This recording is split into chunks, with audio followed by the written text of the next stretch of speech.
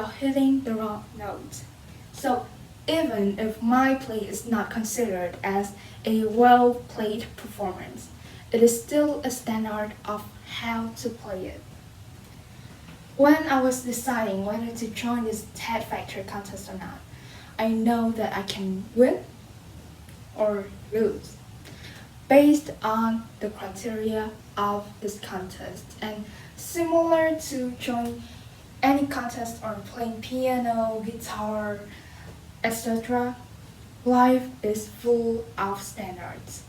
It can be something significant as a country's rule standard, food safety standard, a school standard. But it can also be something small that we encounter every day in our lives, such standard as saying hi to people when you first meet them, or smiling to show your friendliness throughout people. But most certainly, standards are important so that the world can operate how it is now. It tells us what we should do and what we should not, so that we can all live in security and safetyness. ISO, the International Organization of Standardization, has a statement. When things don't work as they should, it often means standards are absent. And I totally agree. As a person, I also felt that pressure to follow the standard as soon as I go to school. For example, students are not allowed to eat in class, they are not allowed to run around, or they can't go outside of the classroom when they're not permitted. But honestly, I got no problem to follow the rules. So throughout my school years, I have been commented as a well-behaved student.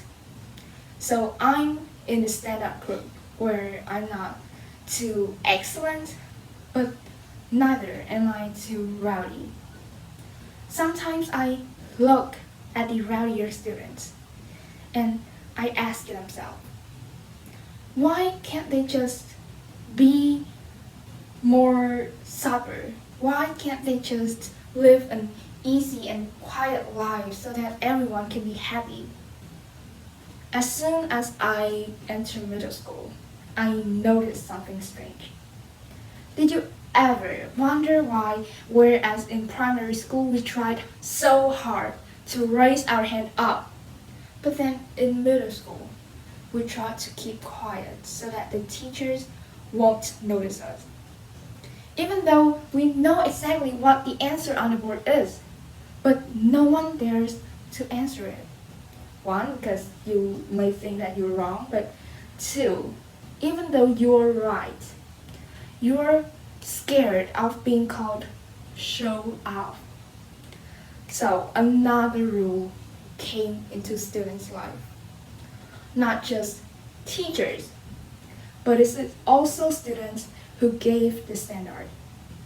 But as I said, I'm good at following these unspoken rules. So throughout my school years, I survived. Let's say that I'm not bullied, I'm not going through any trauma, I'm not isolated.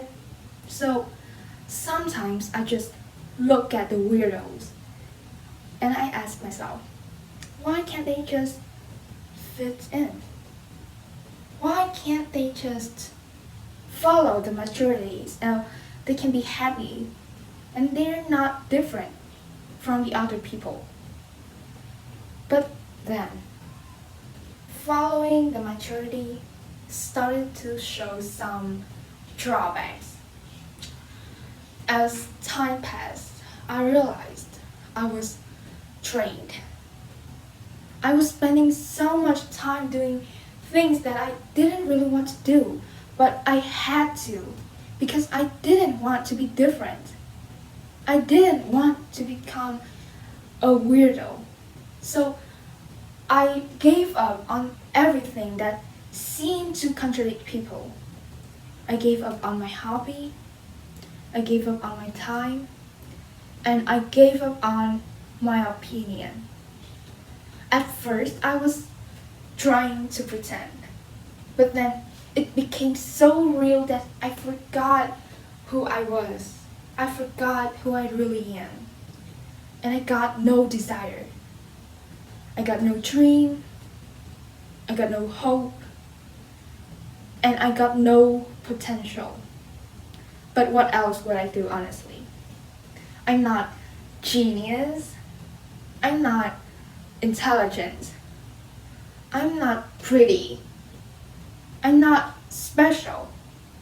So just live a life like this, where I can feel safe to follow this standard. But then, life happened. As soon as I realized, I quit my school. No, I was not expelled or anything, but I'm just no longer going to school. I'm now homeschooling. Yet in Vietnam, it's pretty much a question mark. People usually ask me a lot of questions and look at me with requiring eyes. Like, why would you do that? A physical school is so essential for the intellectual and emotional development of a teenager like you. What were you even thinking? And frankly, I didn't know. It is up until after that I made the decision, I realized I was doing such unusual thing. That was an impulsive decision of mine. I didn't even think about it carefully when my parents came up with the idea. And as the result, I regret it. I missed my old life, where I don't have to worry about finding a new school, an online school, which is 100 times harder. I no longer scared of my future, where I'm settled and happy. But then things was more complicated than that. Even though after that I found a proper school, I still felt like something was wrong. I still felt like I'm not happy.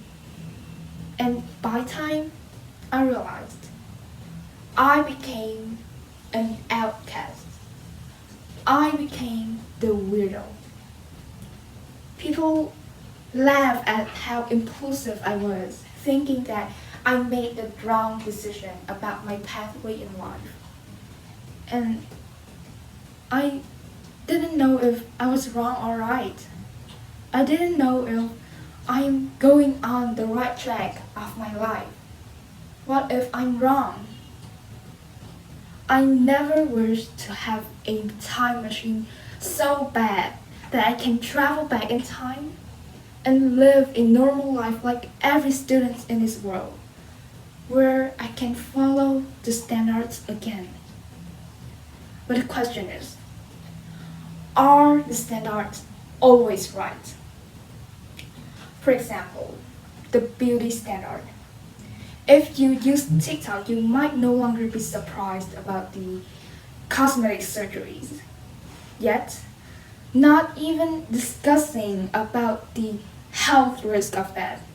Cosmetic surgeries will never bring someone lifelong satisfaction. Let's look at the history of beauty and you realize that no body goal will be the goal forever.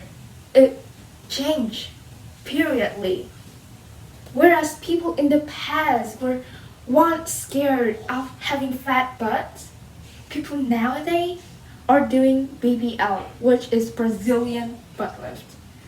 So why doing such dangerous procedures when you can have blood loss, nerve damage, or even death, just for a temporary trend?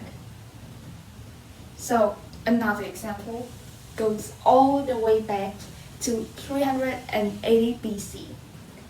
Back then, people believed that the Earth was the center of the whole universe, which is revolved by the moon, the sun, and every other planet.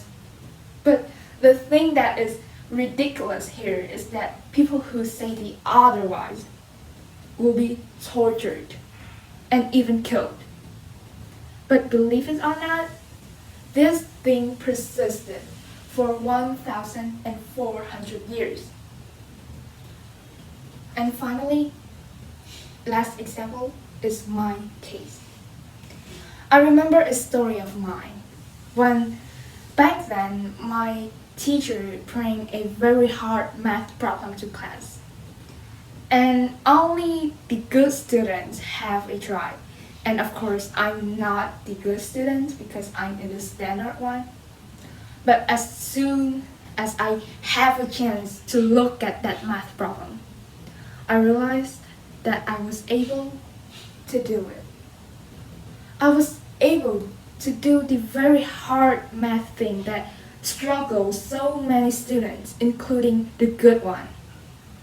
But even though I knew I could do it, I still thought of myself as a not very smart person.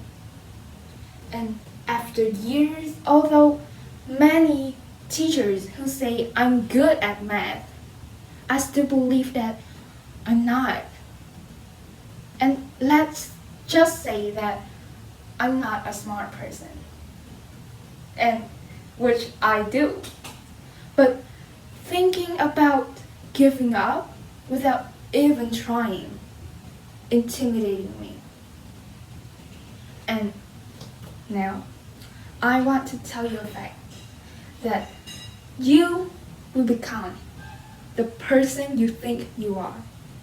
But the person you think you are is strongly affected by how you think other people perceive you.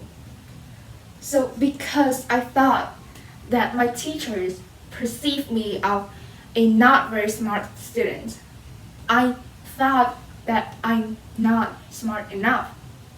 So because of that, I lose my chance to explore my potential. I lose my chance to take part in many math contests, and I lose hope in myself.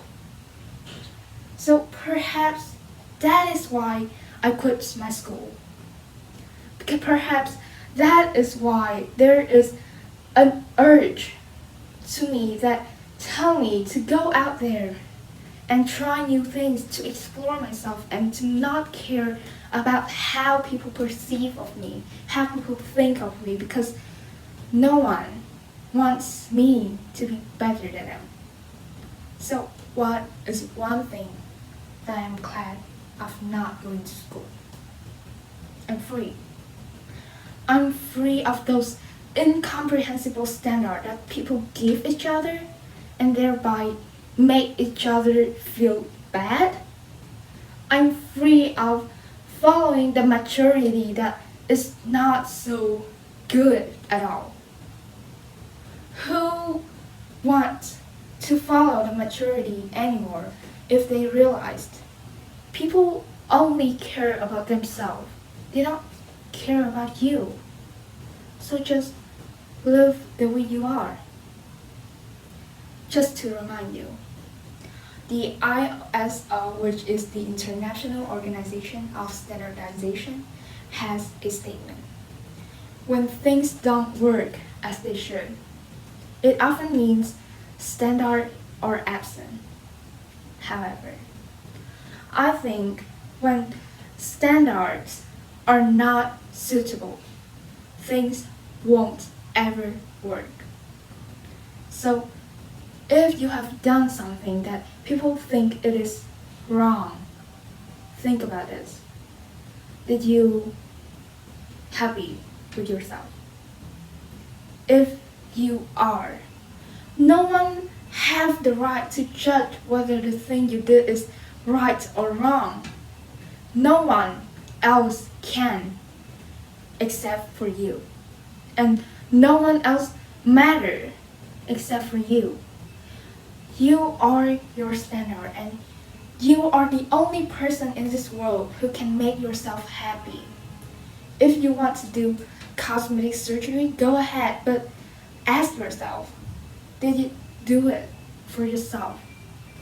Did you do that so that you can be happy? Or did you do it for the norm?